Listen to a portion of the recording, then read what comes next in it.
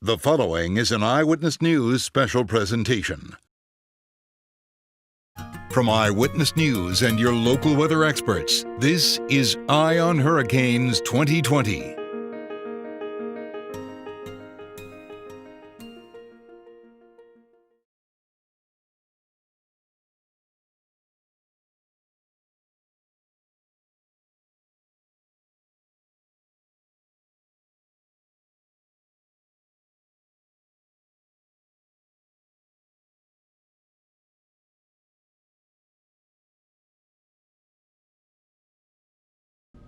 At this early point, it looks like the 2020 hurricane season may be more active than average. The 30-year average for an Atlantic season is 12 named storms, of which 6 are hurricanes and 3 of those are major hurricanes of Category 3 or higher. This year's outlook calls for higher numbers. NOAA gives a 60% chance of an above-average season. Last year, remember, was active too. A big reason for that would be a potential transition to La Nina. That's the opposite effect of El Nino. La Nina is the cooling of Pacific waters off the coast of South America that happens every few years. This triggers a pattern that can affect weather across the globe. In the Atlantic, it can make it a bit easier for hurricanes to form because it reduces obstacles like wind shear that hinder hurricane formation. It can also cause a rising motion in the Atlantic that helps trigger tropical systems. A transition to La Nina isn't for sure at all, but there is a decent chance it could happen in September, and even if it doesn't, it could still easily be an active season. Sea surface temperatures are warmer than average over much of the Atlantic right now, and models show that continuing over the next few months. Warmer water provides more fuel for hurricanes.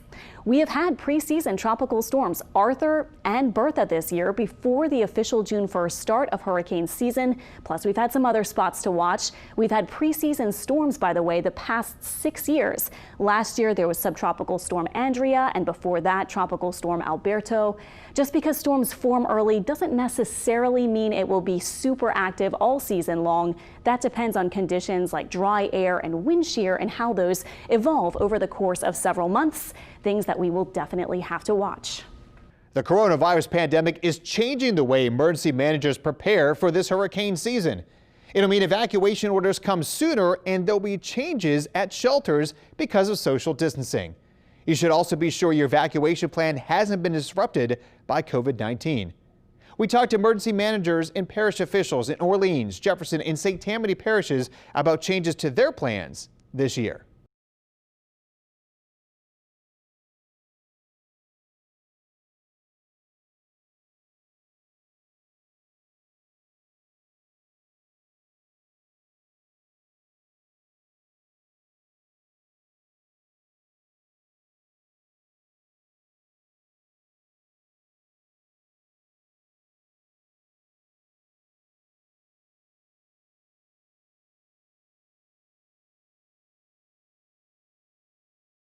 As the evacuees arrive to the evacuation site, we will have to take their temperature.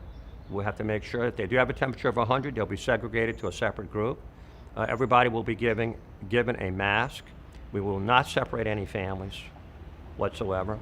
For the processing with DCFS, we're going to have to maintain the 6-foot COVID protocols for the social distancing.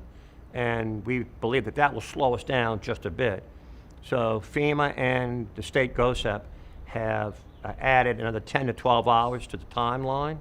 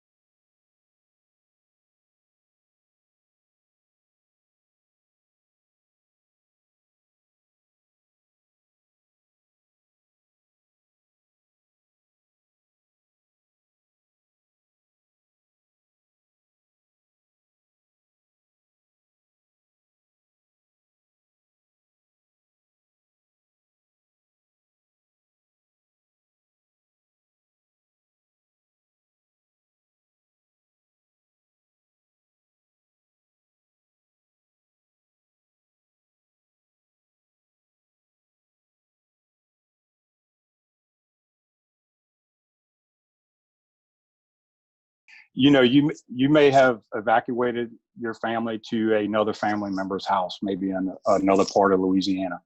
Well, that could be impacted by COVID. You may have someone in that residence that may have been exposed, may have tested positive, may be under quarantine. So that has to be addressed. If you self-evacuated to hotels in another state, you need to be aware of what those limitations are in that area. That hotel that you traditionally stay at or make reservations for during an evacuation may not even be open or may have a limited capacity.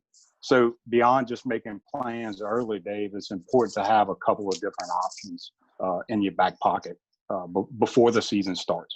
Now, what about supplies? A lot of stores are running low on them right now, but what should you do? Should you be ordering online? Should you be stocking up in other ways? What's your advice? Yes, so my advice is start now and hopefully get your hands on what you can get your hands on right now. Maybe, like you said, utilize some of your online retailers to get some of your supplies, and pooling resources. Really, if you can pool resources with your family members or maybe your neighbors, and share some of the items that each family needs, that might be a good idea as well. That's some good advice, Mark. Thank you for joining us. Coming up in just a few minutes, we'll have some reminders about what extra things you might want to have to add to your supply list this year because of the pandemic. Up next, we talk to the director of the National Hurricane Center, Ken Graham, about changes they're making to how they track storms this year. And later, 15 years after Katrina and the record-breaking season of 2005, what's changed in how we forecast hurricanes?